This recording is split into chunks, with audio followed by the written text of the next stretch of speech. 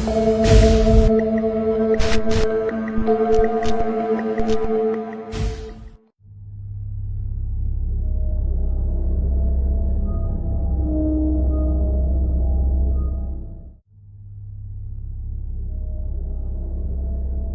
Nasrul adalah seorang pria yang berasal dari sebuah kota di Sumatera. Ia dikenal sebagai seorang yang berkecukupan dan memiliki harta yang cukup untuk berinvestasi dalam berbagai bidang. Salah satu investasinya adalah sebidang tanah yang terletak di sebuah bukit yang berada di luar kota tempat tinggalnya. Tanah tersebut telah ia jadikan kebun yang cukup luas, lengkap dengan berbagai tanaman produktif yang bisa memberikan hasil yang menjanjikan. Namun sebagai seseorang yang lebih banyak menghabiskan waktunya di kota, Pak Nasrul tidak terlalu memahami sejarah maupun seluk-beluk wilayah tempat kebunnya berada. Tanpa mengetahui lebih dalam mengenai kawasan tersebut, ia kemudian membangun sebuah pondok di area kebunnya. Pondok itu dirancang cukup besar dan nyaman, bukan hanya sekadar tempat beristirahat di siang hari, melainkan juga bisa digunakan untuk menginap.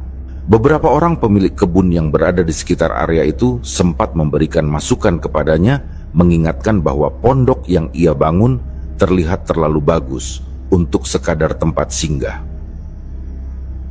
Bahkan mereka mengatakan bahwa dengan adanya aliran listrik di pondok tersebut, tampaknya Pak Nasrul memang berencana menghabiskan waktu lebih lama di sana.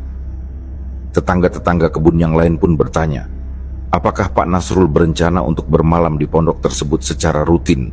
Namun, ia menjawab bahwa ia hanya akan datang seminggu sekali saja, biasanya bersama anak-anak dan istrinya, sekadar untuk melihat kebun dan menikmati suasana. Ia juga menegaskan bahwa pekerjaannya di kota tidak memungkinkan baginya untuk sering-sering bermalam di sana. Meskipun demikian, ia tetap ingin ada seseorang yang bisa menjaga kebunnya secara permanen, mengingat ia juga telah membuat beberapa kolam ikan yang sudah diisi dengan jumlah ikan yang cukup banyak. Demi menjaga kebunnya, Pak Nasrul meminta bantuan kepada para tetangganya di sekitar kebun untuk mencarikan seseorang yang bersedia tinggal di sana dan mengurus kebun tersebut. Ia tidak mempermasalahkan apakah orang tersebut masih muda atau sudah berkeluarga, asalkan bersedia bekerja menjaga kebun, memberi makan ternak, merawat kolam ikan, serta membersihkan area sekitar. Sebagai imbalannya, ia berjanji akan memberikan gaji kepada siapapun yang bersedia tinggal dan bekerja di sana. Namun tidak ada satupun warga setempat yang tertarik dengan tawaran tersebut. Mereka semua mengetahui bahwa pondok yang dibangun Pak Nasrul berada di wilayah yang dianggap angker. Selain itu, lokasi tersebut juga sangat dekat dengan aliran sungai yang menyimpan kisah kelam dari masa lalu. Konon, di masa lalu, sungai itu pernah menjadi tempat mengalirnya darah dari para tahanan yang dieksekusi mati atas perintah seorang penguasa. Kisah-kisah menyeramkan ini telah lama tersebar di kalangan warga sekitar, sehingga mereka enggan untuk menetap di sana. Meskipun imbalan yang ditawarkan cukup menggiurkan, peristiwa ini terjadi pada tahun 2013. Pada masa itu, ada seorang pemuda bernama Faisal yang tinggal bersama adiknya, Ilham. Keduanya berasal dari sebuah desa yang masih berada di wilayah yang sama, meskipun jaraknya cukup jauh dari lokasi bukit tempat kebun itu berada. Faisal memang tidak berasal dari wilayah yang sama persis dengan bukit tersebut, sehingga ia hanya mengetahui sedikit tentang sejarah tempat itu. Ia hanya pernah mendengar kabar mengenai beberapa kejadian yang baru-baru ini terjadi di sana, seperti kasus perampokan yang berujung kematian, di mana jasad korbannya dibuang di sekitar bukit angker tersebut. Selain itu, ia juga mengetahui bahwa di sebuah jembatan yang terletak di tikungan bukit itu sering terjadi kecelakaan yang tidak wajar. Meskipun begitu, Faisal dikenal sebagai pemuda yang tidak mudah takut terhadap hal-hal berbau mistis. Di kampungnya sendiri, ia sudah terbiasa dengan suasana sepi dan gelap sebab rumahnya berada di pelosok desa. Bahkan ketika sebagian besar rumah di desanya sudah teraliri listrik, sejak tahun 2012, Faisal tetap memilih untuk tidak menggunakan listrik di rumahnya. Keberaniannya ini membuatnya tidak ragu untuk menerima tawaran tinggal di pondok milik Pak Nasrul bersama adiknya, Ilham. Singkat cerita, setelah mereka mulai menempati pondok tersebut, beberapa tetangga kebun mendatangi Faisal untuk memberikan peringatan. Mereka mengingatkan bahwa sebagai pendatang, Faisal sebaiknya tetap menghormati keberadaan penghuni lama di tempat itu. Mereka menyampaikan bahwa meskipun ia dikenal pemberani, tetap ada adab yang harus dijaga ketika berada di tempat baru. Mereka berpesan agar Faisal tidak bertindak seenaknya, sebab wilayah itu memiliki penghuni yang dikenal keras. Mereka juga memperingatkan bahwa jika sesuatu terjadi di tengah malam, mereka tidak akan bisa menolongnya. Pemukiman mereka terlalu jauh dari pondok itu, sehingga meskipun Faisal berteriak meminta tolong hingga suaranya habis, suaranya hanya akan terdengar sayup-sayup dari desa mereka. Pada akhirnya mereka menegaskan bahwa Faisal dan Ilham sendirilah yang harus menjaga diri mereka masing-masing dan selalu waspada terhadap apapun yang mungkin terjadi di tempat itu. Mendengar peringatan dari para tetangga kebun, Faisal sama sekali tidak menunjukkan rasa takut. Alih-alih merasa gentar, ia justru semakin penasaran dengan sosok-sosok yang disebut-sebut sebagai penghuni wilayah itu. Dalam nada yang santai, ia mulai bertanya kepada orang-orang yang menasihatinya. Ia ingin tahu kira-kira seperti apa rupa mereka yang dikatakan tinggal di tempat itu. Faisal mempertanyakan apakah mereka tampak seperti orang-orang modern yang jika demikian menurutnya masih bisa diajak berbicara, bahkan mungkin bisa dijadikan teman di pondok itu. Namun, jika mereka lebih menyerupai orang-orang dari zaman dahulu, Faisal mengaku tidak akan mengerti bahasa yang mereka gunakan. Ia bahkan sempat meminta agar diajarkan bagaimana cara berkomunikasi dengan mereka, seandainya benar-benar bertemu. Sikapnya yang terkesan meremehkan membuat para tetangga kebun semakin gerah. Mereka kembali menegaskan bahwa mereka sudah memberikan peringatan dengan serius, tetapi Faisal justru bersikap seperti sedang bercanda atau bahkan menantang. Faisal menanggapi hal itu dengan santai, mengatakan bahwa ia tidak bermaksud menantang, tetapi jika mereka ingin datang, maka silakan saja, ia tidak akan menghalangi. Ucapan tersebut membuat orang-orang yang hadir siang itu semakin tidak nyaman. Mereka merasa Faisal tidak menghormati peringatan yang diberikan dan justru bersikap angkuh terhadap hal-hal yang tidak bisa ia pahami sepenuhnya. Namun, yang merasa terganggu bukan hanya mereka yang masih hidup. Sosok-sosok yang keberadaannya tersembunyi dalam keheningan malam, yang konon darah mereka pernah mengalir di sungai dekat pondok itu, juga mulai terbangun. Keangkuhan Faisal seakan mengusik mereka yang telah lama diam. Namun kejadian yang mereka tunggu tidak serta-merta terjadi malam itu juga. Semesta seolah memberi waktu, seakan hendak menunjukkan bahwa kesombongan selalu memiliki akibatnya sendiri. Di sisi lain, Ilham, adik Faisal, mulai merasakan sesuatu yang berbeda.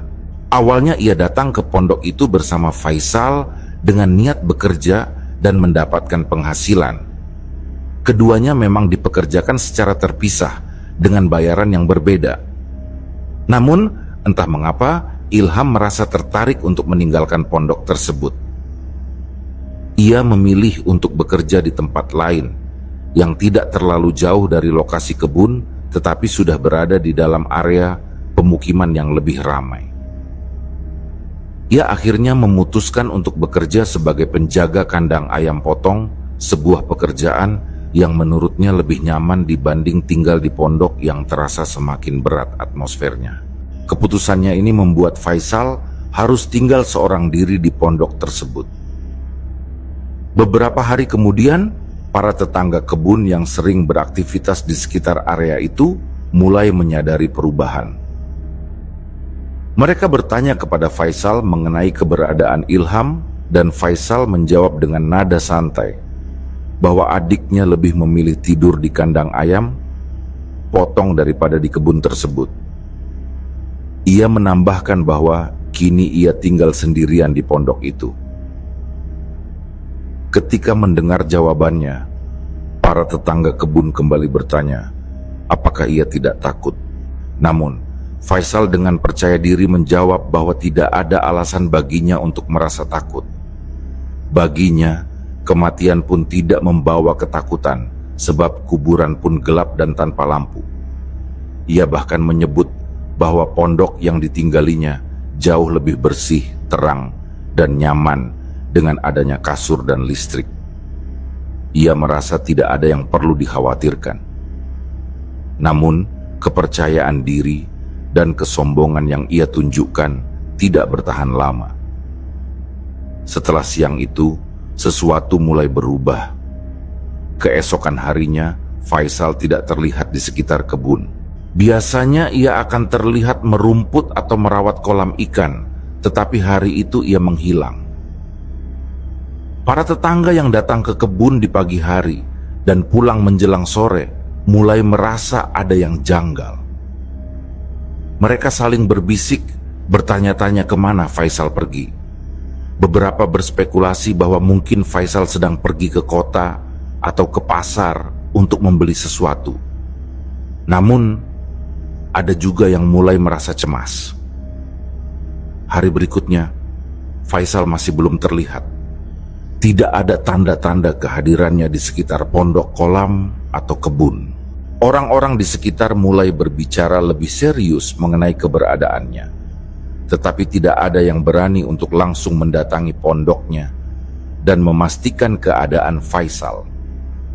Pada hari ketiga, ketidakhadirannya semakin menjadi tanda tanya besar. Tidak ada seorang pun yang melihatnya keluar. Tidak ada jejak aktivitasnya di kebun. Para bapak-bapak yang memiliki kebun di sekitar pondok Faisal akhirnya sepakat untuk mencari tahu apa yang sebenarnya terjadi. Mereka mulai merasa khawatir bahwa ada sesuatu yang telah menimpa pemuda itu. Mungkin ia jatuh sakit atau lebih buruk lagi, mengalami sesuatu yang tak bisa mereka bayangkan. Setelah berdiskusi sejenak, mereka memutuskan untuk bersama-sama mendatangi pondok dan melihat keadaan Faisal.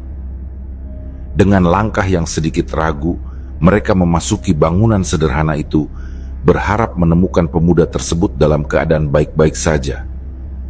Namun pemandangan yang mereka dapati di dalam pondok membuat mereka terdiam. Selama 3 hari, Faisal tidak terlihat keluar untuk beraktivitas, dan kini mereka tahu alasannya. Ia tidak keluar bukan karena pergi ke tempat lain atau sibuk dengan urusannya, tetapi karena tubuhnya tidak lagi mampu untuk bergerak. Tubuhnya tampak lemas, wajahnya pucat pasi, dan sorot matanya, yang dulu penuh dengan keberanian, kini dipenuhi ketakutan yang mendalam.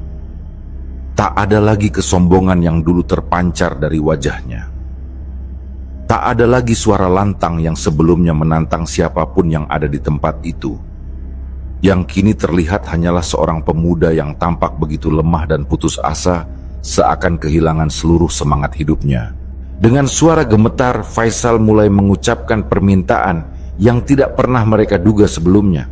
Ia memohon dengan sungguh-sungguh agar mereka membawanya pulang. Ia mengatakan bahwa ia tidak sanggup lagi berada di pondok itu, tidak ingin lagi melewati malam sendirian di tempat tersebut. Suaranya penuh ketakutan, dipenuhi permohonan ampun, dan kini menyesali semua yang telah ia katakan sebelumnya. Orang-orang yang berada di dalam pondok itu terdiam sesaat, bingung dengan perubahan drastis yang terjadi pada Faisal. Mereka masih mengingat dengan jelas bagaimana ia dulu dengan angkuh mengatakan bahwa ia tidak takut akan apapun, bahwa ia lebih nyaman tinggal di pondok yang bersih dan terang dibanding harus takut akan sesuatu yang tak kasat mata. Namun kini hanya dalam hitungan hari, semua ucapannya itu seolah berbalik menjadi sebuah tamparan bagi dirinya sendiri.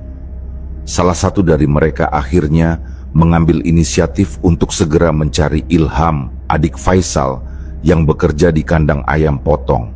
Mereka tidak tahu di mana tepatnya kampung Faisal berada, sehingga satu-satunya orang yang bisa membantu mengantarkannya pulang adalah Ilham. Ketika Ilham mendengar kabar mengenai kondisi kakaknya, ia langsung merasa panik.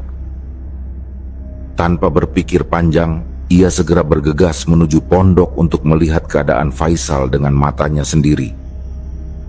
Saat tiba di sana, ia melihat kakaknya dalam keadaan yang benar-benar mengenaskan. Faisal yang ia kenal sebagai sosok yang kuat dan pemberani kini tampak seperti seseorang yang kehilangan jiwanya. Melihat kondisi itu, Ilham segera memutuskan untuk membawa Faisal pulang ke rumah mereka. Beberapa warga pun ikut menemani dalam perjalanan tersebut, memastikan bahwa Faisal sampai di rumah dengan selamat dan tidak mengalami hal-hal yang lebih buruk di sepanjang jalan. Perjalanan dari Bukit Angker tempat pondok itu berada menuju desa tempat tinggal. Mereka memakan waktu sekitar 2 jam. Dalam perjalanan, Faisal lebih banyak diam, hanya sesekali mengeluarkan napas berat dan menundukkan kepala. Seakan-akan ia masih belum sepenuhnya pulih dari pengalaman yang baru saja ia alami. Ketika akhirnya mereka tiba di rumah, suasana sudah menjelang malam. Kedua orang tua Faisal yang menunggu di rumah langsung panik ketika melihat kondisi putra mereka. Wajah mereka menunjukkan kecemasan yang mendalam, apalagi mereka memahami bahwa hal-hal seperti ini bukanlah sesuatu yang bisa dianggap sepele. Sebagai orang yang memahami ilmu gaib dan dikenal sebagai dukun kampung, mereka tahu bahwa ada sesuatu yang telah terjadi pada Faisal, sesuatu yang bukan berasal dari dunia yang kasat mata. Tanpa menunggu lama, mereka segera melakukan berbagai upaya untuk memulihkan keadaan anak mereka. Minyak tanah mulai dioleskan pada beberapa bagian tubuh Faisal, dipercaya sebagai cara untuk menolak gangguan dari makhluk tak terlihat. Beberapa ritual kecil dilakukan, doa-doa dilantunkan, dan urat-urat Faisal ditekan pada titik-titik tertentu dengan tujuan untuk mengembalikan keberaniannya yang tampaknya telah hilang sepenuhnya. Dalam kepercayaan orang-orang kampung, keberanian seseorang sangat erat kaitannya dengan aliran darah dalam tubuhnya. Mereka percaya bahwa jika denyut nadi seseorang melemah, maka keberaniannya juga akan menurun drastis. Oleh karena itu, mereka mencoba untuk menaikkan kembali darah gemuruhnya, membangkitkan kembali keberaniannya yang telah lenyap entah kemana. Namun, meskipun berbagai upaya telah dilakukan, tidak ada perubahan yang berarti pada Faisal. Ia tetap saja terlihat lemah, ketakutan, dan seakan tidak memiliki semangat lagi. Keberaniannya seolah benar-benar tertinggal di pondok itu, di tempat di mana ia sebelumnya merasa begitu gagah dan tak terkalahkan. Melihat keadaan ini, ayah Faisal mulai merasa curiga. Dengan nada serius, ia bertanya kepada putranya, ingin tahu apa sebenarnya yang telah terjadi hingga membuatnya berubah seperti ini. Ia meminta Faisal untuk menceritakan segalanya tentang apa yang ia alami selama 3 malam yang mengerikan itu. Pada awalnya, Faisal hanya diam, seakan tidak ingin mengingat kembali pengalaman buruk yang telah ia lalui. Namun setelah beberapa saat, ketika keadaannya mulai sedikit lebih tenang, ia akhirnya mulai membuka mulutnya dengan suara lirih. Faisal mulai bercerita. Ia mulai mengisahkan 3 malam yang penuh teror. Malam-malam yang mengubahnya dari seorang pemuda yang percaya diri menjadi seseorang yang tak lagi mengenali dirinya sendiri. Ketika malam pertama Faisal tinggal sendirian di pondok itu, ia tidak merasa takut sama sekali. Kepergian adiknya Ilham tidak membuatnya khawatir. Sebelum pergi, Ilham sempat berpamitan dan mengingatkan agar Faisal tidak tidur terlalu larut. Ia menyarankan bahwa jika memang ingin keluar atau melakukan sesuatu, sebaiknya dilakukan sekarang sebelum malam semakin larut. Namun, Faisal hanya tertawa kecil dan meyakinkan adiknya bahwa ia baik-baik saja sendirian di sana. Ilham akhirnya pergi, meninggalkan pondok sekitar pukul 8 malam. Suasana di sekitar pondok saat itu terasa sunyi seperti biasanya. Angin malam berembus pelan, membawa aroma tanah basah dan dedaunan dari bukit yang mengelilingi tempat itu. Faisal masih duduk santai di teras pondok, menikmati kesendiriannya. Namun, sekitar pukul 9:30 malam, suara gemuruh mesin motor terdengar mendekati pondok. Dari kejauhan, Faisal dapat melihat lampu motor yang menyala terang semakin mendekat ke arah pondoknya. Ia sempat mengernyitkan dahi, bertanya-tanya siapa yang datang malam-malam seperti ini. Begitu motor itu berhenti dan suara berisik mulai terdengar, Faisal pun langsung menyadari sesuatu ilham datang kembali. Kali ini ia tidak sendiri. Ilham turun dari motor bersama 2 orang temannya. Mereka datang dalam keadaan mabuk, terlihat dari cara mereka berbicara yang ngawur dan tak beraturan. Suara mereka terdengar lantang, seperti tidak peduli dengan kesunyian malam yang menyelimuti pondok itu. Faisal yang melihat keadaan adiknya itu hanya menghela napas panjang. Dalam hati, ia menduga bahwa Ilham dan teman-temannya baru saja pulang dari sebuah pesta minuman keras. Dugaannya terbukti benar.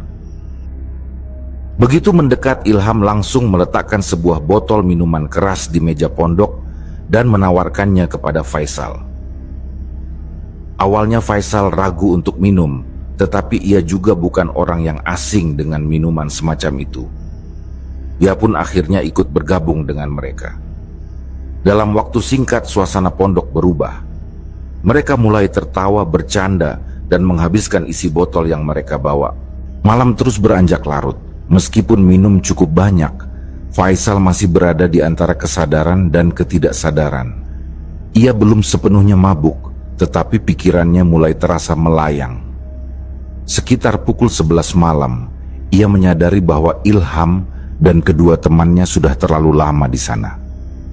Dengan nada setengah bercanda, Faisal menyuruh mereka untuk segera pulang. Ia mengingatkan bahwa jika mereka terus berada di sana, ayam-ayam yang seharusnya mereka jaga di kandang bisa hilang diambil maling. Ilham dan teman-temannya akhirnya menurut. Mereka berpamitan, tertawa, terbahak-bahak saat menyalakan motor dan pergi meninggalkan pondok. Kini Faisal kembali sendirian. Namun ada sesuatu yang terasa berbeda. Faisal yang masih dalam keadaan setengah sadar duduk di bangku panjang di depan pondok. Matanya terasa berat. Pikirannya mulai mengawang-awang. Namun, di antara kesadarannya yang mengambang, matanya menangkap sesuatu yang membuatnya terdiam di tepian kolam. Di bangku pondok duduklah seorang perempuan. Sosok itu membelakangi Faisal, menghadap ke arah air kolam yang tenang. Rambut panjangnya tergerai indah, tubuhnya tampak begitu akrab dan familiar bagi Faisal. Faisal mengerjapkan matanya, mencoba memastikan bahwa apa yang ia lihat bukanlah bayangan akibat efek alkohol.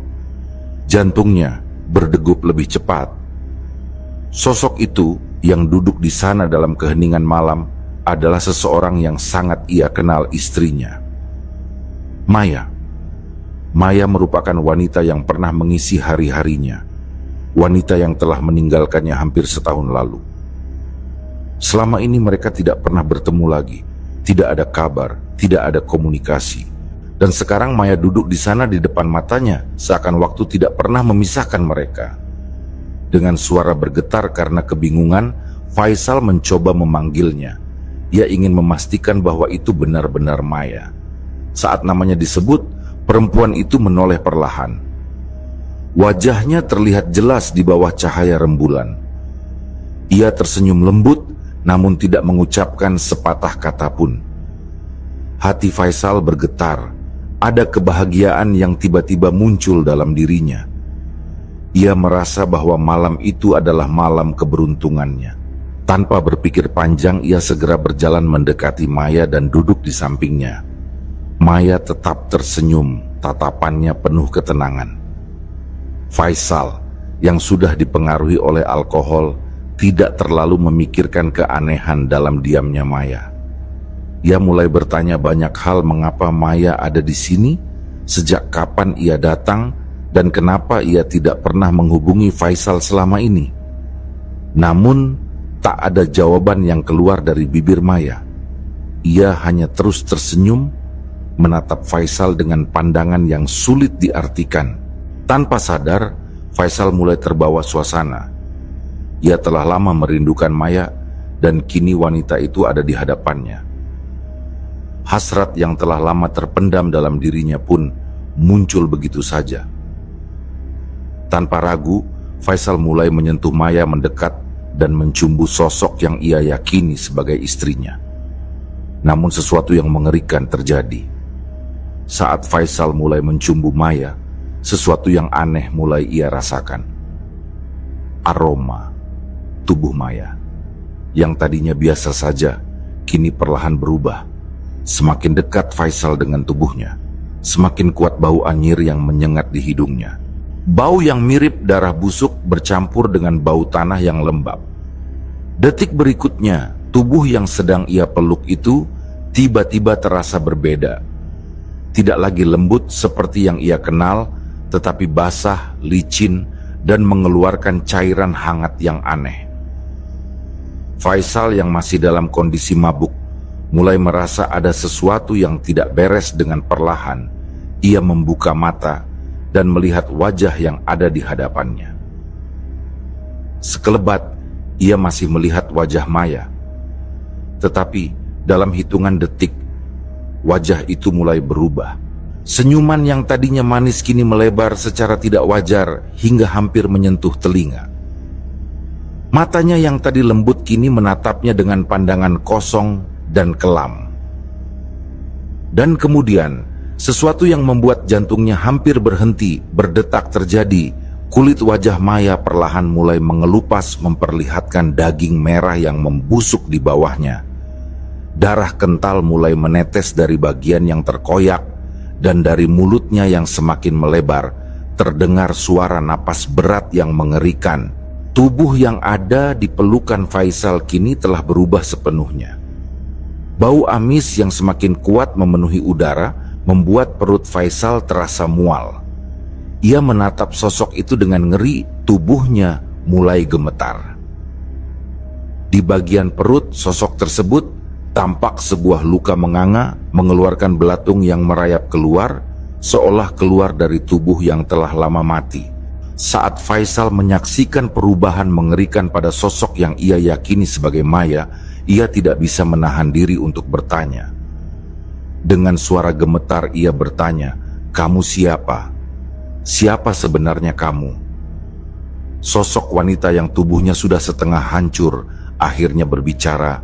Dengan suara yang berat dan menyeramkan, ia menjawab, "Aku yang tinggal di sini, aku yang akan menemanimu di sini. Itu yang kamu minta, bukan?" Mendengar suara itu, tubuh Faisal semakin bergetar. Ia kini sepenuhnya sadar bahwa yang berdiri di hadapannya bukanlah Maya, bukan manusia, melainkan makhluk halus yang selama ini bersemayam di tempat itu. Pikirannya mulai kacau antara ketakutan dan kebingungan. Ia ingin lari, tetapi tubuhnya terasa kaku. Dalam kondisi panik, Faisal berusaha membersihkan dirinya dari bekas darah dan nanah yang melekat di tubuhnya. Ia berlari ke arah kolam dan tanpa berpikir panjang melompat ke dalamnya. Air yang dingin menyelimuti tubuhnya, memberikan sedikit kesadaran dan kejernihan di tengah ketakutannya.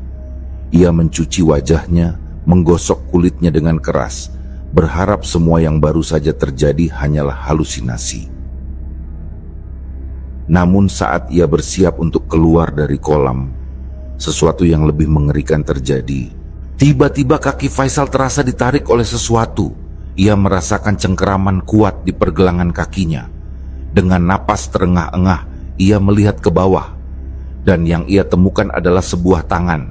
Hanya tangan tanpa tubuh yang mencengkeram erat kakinya, mencoba menariknya ke dasar kolam. Faisal menjerit sekeras mungkin, tetapi suaranya hanya menghilang di tengah pekatnya malam. Tidak ada seorang pun yang bisa mendengarnya. Lokasi pondok yang jauh dari pemukiman penduduk membuatnya benar-benar sendirian. Dengan sisa tenaga yang ia miliki, ia berusaha menendang tangan itu dan berenang ke tepi kolam. Setelah beberapa saat, akhirnya ia berhasil melepaskan diri dan berlari masuk ke dalam pondok. Begitu masuk, Faisal segera menuju tempat tidurnya. Namun, saking takutnya, ia tidak tidur di atas kasur seperti biasa. Ia membalikkan kasurnya, kemudian bersembunyi di bawahnya, tiarap dengan tubuh yang masih basah kuyup. Rasa dingin merayapi tubuhnya, tetapi ketakutan yang ia rasakan jauh lebih kuat daripada rasa dingin itu. Semalaman ia tidak berani bergerak sedikit pun. Ia hanya bisa menunggu pagi tiba, berharap bahwa semua yang ia alami hanya mimpi buruk. Namun begitu pagi datang, tubuhnya sudah terlalu lemah. Pengaruh alkohol, tekanan rasa takut yang luar biasa, serta tubuh yang masih basah kuyup membuatnya kehilangan kesadaran. Dan itulah alasan mengapa di pagi pertama itu, Faisal tidak keluar dari pondoknya. Setelah kejadian mengerikan di malam pertama, kondisi Faisal berubah drastis. Tubuhnya masih terasa lemas, pikirannya dipenuhi keraguan. Ia tidak lagi memiliki keberanian seperti sebelumnya. Malam itu, setelah mabuknya benar-benar hilang, ia mulai merasakan demam dan meriang. Ketakutan dari malam sebelumnya masih membekas dalam pikirannya. Ia mulai berpikir bahwa tinggal di pondok sendirian bukanlah pilihan yang baik. Seiring azan Isya berkumandang, Faisal memutuskan untuk pergi ke tempat Ilham. Ia merasa bahwa menghabiskan malam di kandang ayam potong bersama adiknya jauh lebih aman dibanding tinggal sendirian di pondok itu. Namun keputusan itu tidak semudah yang ia bayangkan. Jarak antara pondoknya dan tempat Ilham cukup jauh jika harus ditempuh dengan berjalan kaki. Selain itu, ia harus melewati kawasan bukit yang dikenal sebagai tempat pembunuhan di masa lalu. Dalam hati, ia tahu bahwa berjalan sendirian di tengah gelapnya malam bukanlah ide yang bagus. Namun, ia lebih takut untuk tetap tinggal di pondok itu. Pondok tempat Faisal tinggal dikelilingi oleh pagar. Sebagian besar pagar itu hanyalah kawat biasa, tetapi di bagian depan, pagar dibuat dari susunan seng yang berfungsi sebagai dinding penutup. Pintu masuk pondok itu juga terbuat dari seng dan dikunci dengan rantai yang digembok. Dengan tangan gemetar, Faisal membuka gemboknya. Ia mendorong pintu seng tersebut agar bisa keluar. Namun baru saja ia hendak melilitkan rantai kembali untuk mengunci pintu dari luar, sesuatu yang tidak terduga terjadi. Dari belakang terdengar suara langkah kaki yang begitu dekat. Faisal yang sedang fokus dengan gembok langsung merasa ada sesuatu yang aneh. Ia berbalik dengan cepat dan saat itu juga jantungnya berdegup kencang. Tiba-tiba saja di belakangnya berdiri seorang pria tua. Faisal terperanjat. Pria itu muncul tanpa suara, seolah-olah tiba-tiba ada di sana begitu saja. Faisal langsung merasa ada yang janggal. Jika pria itu datang berjalan, seharusnya langkah kakinya terdengar. Jika ia datang dengan kendaraan, seharusnya ada suara motor atau jejak ban yang terlihat. Namun, tidak ada apapun. Pria itu memiliki perawakan gemuk, mengenakan kaos berkerah dengan garis-garis berwarna putih. Di atasnya ia mengenakan jaket parasut tua. Jaket itu terlihat lusuh tetapi terdapat tulisan merek motor di bagian belakangnya masih cukup jelas terlihat. Faisal mencoba menguasai diri. Dengan suara berusaha tenang ia bertanya kepada pria itu, "Bapak mau kemana? Malam-malam jalan sendirian di tempat seperti ini?" Pria itu tidak menjawab. Ia hanya diam menatap Faisal dengan tatapan dingin yang sulit diartikan. Faisal merasa semakin tidak nyaman. Ia mencoba lagi bertanya, "Bapak dari mana?" "Kalau Bapak mau mencari alamat, mungkin Bapak salah jalan. Perkampungan warga ada di seberang sana." Lagi-lagi pria itu tidak memberikan jawaban. Ia hanya berdiri di tempatnya, tetap menatap Faisal tanpa ekspresi. Udara malam yang tadinya terasa biasa saja, kini berubah menjadi semakin dingin. Faisal merasakan bulu kuduknya mulai berdiri. Ada sesuatu yang salah. Pria itu masih berdiri di sana, tetap diam, tetap menatapnya. Dan Faisal mulai menyadari bahwa apa yang ia hadapi malam ini bisa saja jauh lebih menyeramkan daripada malam sebelumnya. Faisal mulai merasakan sesuatu yang tidak beres. Hatinya berdetak lebih cepat. Firasat buruk menyelimutinya. Ia tidak tahu pasti apa yang sedang terjadi, tetapi ada perasaan yang tidak bisa ia jelaskan. Namun ia belum berpikir bahwa sosok pria yang berdiri di hadapannya adalah makhluk halus. Baginya ini masih terlalu nyata. Langit masih senja, azan Isya pun belum berkumandang. Namun meskipun waktu masih belum terlalu malam, suasana di sekitar pondok begitu sunyi. Tidak ada suara orang berbicara, tidak ada aktivitas dari tetangga kebun. Hanya ada dirinya dan pria misterius itu. Semakin lama, firasat buruk itu semakin kuat. Faisal perlahan mundur, 1 langkah 2 langkah, hingga ia berniat kembali membuka rantai yang sudah digembok. Ia ingin masuk kembali ke pondok, mengunci diri di dalam, dan menunggu hingga pagi. Namun sebelum ia sempat menggapai rantai gembok itu, suara berat terdengar dari pria di hadapannya. "Kamu mau kemana?" Suara itu terdengar serak pelan, tetapi entah mengapa menggema di telinga Faisal. Jantungnya semakin berdegup cepat, tetapi ia masih berusaha untuk tetap berpikir logis. Namun kalimat berikutnya membuatnya semakin merinding. "Bukankah kamu yang kemarin membawa lari motorku?" Faisal terkejut. Dengan bingung ia menjawab bahwa ia tidak tahu tentang motor apa yang sedang dibicarakan pria itu. Namun pria itu tidak menggubris jawaban Faisal. Pria tersebut justru mengangkat tangannya dan kembali berkata dengan nada yang lebih dalam, lebih menyeramkan, "Lenganku, lenganku kemana?" Faisal terpaku, matanya bergerak ke arah tangan pria itu, dan saat itu juga tubuhnya terasa lemas. Lengan pria itu tidak ada. Kedua tangannya putus, hanya menyisakan pangkal lengan yang sudah membusuk. Darah kering menghitam, masih tampak di bagian yang terpotong. Namun, meskipun tidak memiliki tangan, ia tetap menggerakkan bahunya. Seketika Faisal menyadari bahwa yang berdiri di hadapannya bukanlah manusia. Ini bukan orang yang tersesat, bukan pria tua yang kebingungan mencari alamat. Ini adalah sosok makhluk halus yang tidak seharusnya ada di sini. Faisal berteriak panik, "Tolong, jangan ganggu aku." Namun pria itu bergeming. Ia tetap berdiri di sana, menatap Faisal dengan mata kosong. "Aku mati dibunuh. Lenganku. Lenganku kemana? Dan motorku kemana?" Suaranya kini terdengar lebih menyeramkan, lebih berat, lebih penuh dengan rasa putus asa. Faisal kini berada dalam ketakutan yang tidak pernah ia rasakan sebelumnya. Ia ingin lari, tetapi kemana? Jika ia memilih untuk melanjutkan perjalanannya menuju tempat ilham, ia harus melewati jalanan gelap yang membentang jauh.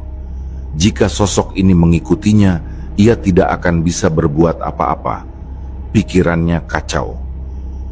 Opsi satu-satunya yang bisa ia pikirkan saat itu adalah kembali masuk ke dalam pondok. Tetapi Untuk itu, ia harus melewati pria tanpa lengan yang masih berdiri di hadapannya. Tidak punya banyak pilihan, Faisal mengambil keputusan yang drastis. Ia berlari ke arah pintu pagar dan mencoba mendobraknya. Untungnya gembok yang ia pasang memiliki rantai yang besar, tetapi besi pengaitnya kecil. Dengan dorongan adrenalin dan ketakutan yang luar biasa, Faisal menghantam pintu itu dengan seluruh tenaganya, dan pada hantaman ketiga pintu itu akhirnya terbuka. Tanpa menoleh ke belakang, Faisal berlari masuk ke dalam pondok.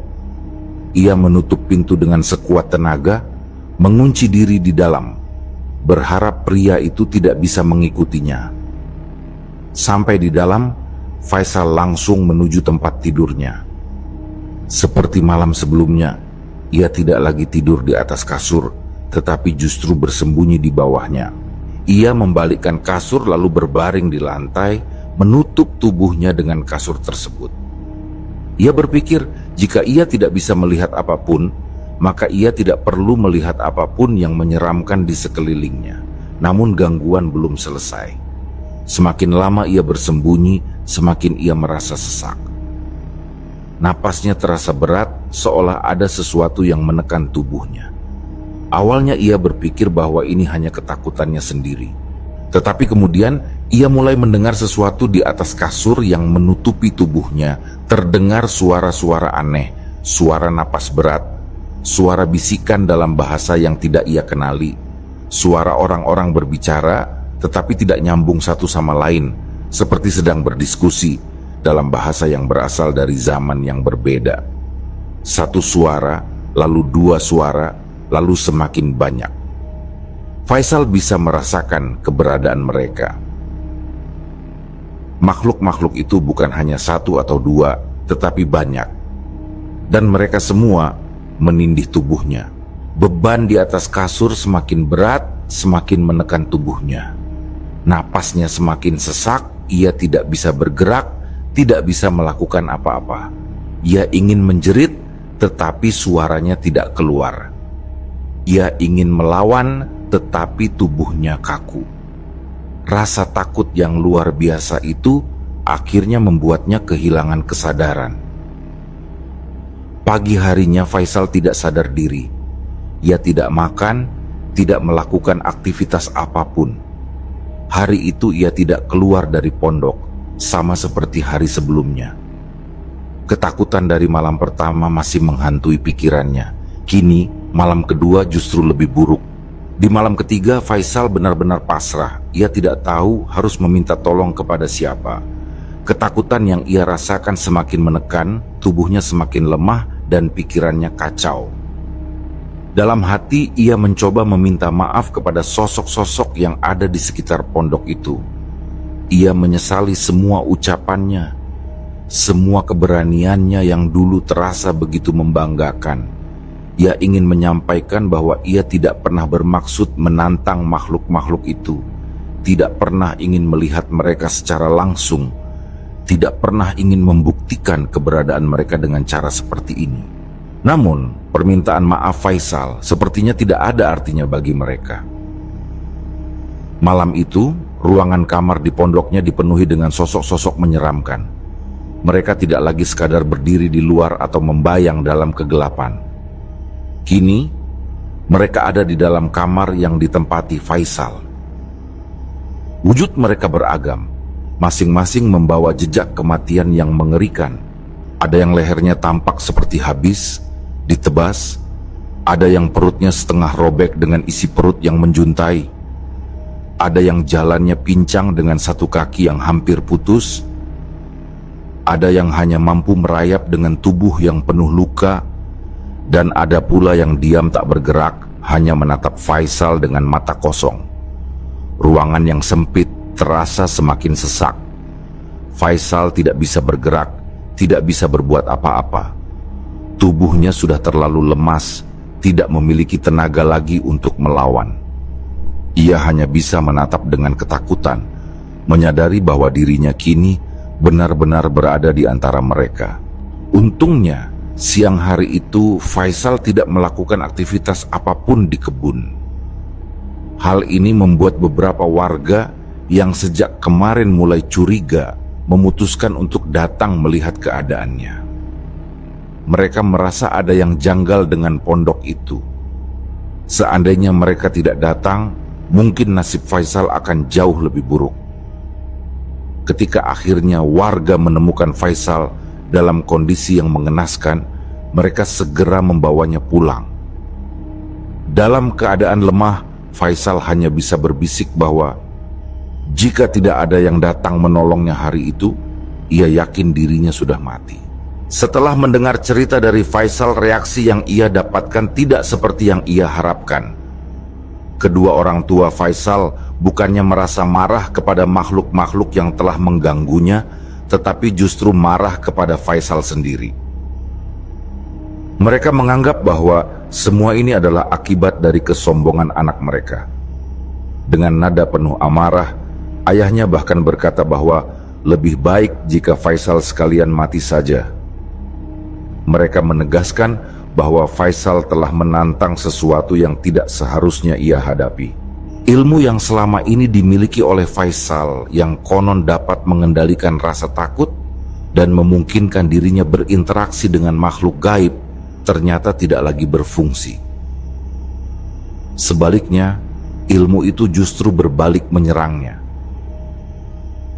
Ketakutan yang ia alami bukan hanya akibat dari gangguan makhluk halus, tetapi juga dampak dari ilmunya sendiri yang telah gagal melindunginya. Kesombongan yang ia tunjukkan di awal, sikap menantang terhadap makhluk-makhluk yang mendiami Bukit Angker itu telah menjadi bumerang baginya. Bukit itu bukanlah tempat biasa. Dan kini, Faisal telah merasakan sendiri akibat dari perkataannya yang sembrono. Dengan kejadian yang dialami oleh Faisal, satu hal menjadi jelas. Makhluk-makhluk dari dunia lain tidak serta-merta mengganggu siapapun yang tinggal atau menetap di wilayah mereka. Kejadian yang menimpa Faisal adalah akibat dari kesombongan dan sikapnya yang menantang. Jika ia sejak awal menghormati keberadaan mereka, mungkin semua ini tidak akan terjadi. Bukit Angker itu tetap menjadi misteri. Apakah makhluk-makhluk itu benar-benar menghuni tempat tersebut, atau apakah mereka hanya muncul ketika seseorang dengan angkuh mengusik mereka? Satu hal yang pasti, bagi siapapun yang ingin menantang hal-hal yang tidak terlihat, kisah Faisal menjadi peringatan. Ada hal-hal yang lebih baik untuk tidak dibuktikan.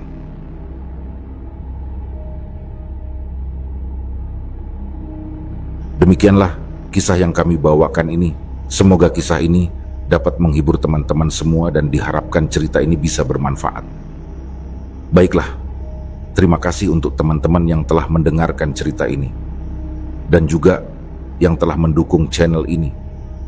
Semoga kebaikan yang dilakukan teman-teman dibalas oleh Allah Subhanahu wa Ta'ala dengan hal-hal yang lebih baik dan lebih bermanfaat dalam kehidupan. Saya mohon maaf apabila ada kesalahan dalam perkataan ataupun pengucapan dalam menceritakan kisah ini. Sampai jumpa lagi di kisah kami berikutnya. Semoga sehat dan sukses selalu untuk kita semua.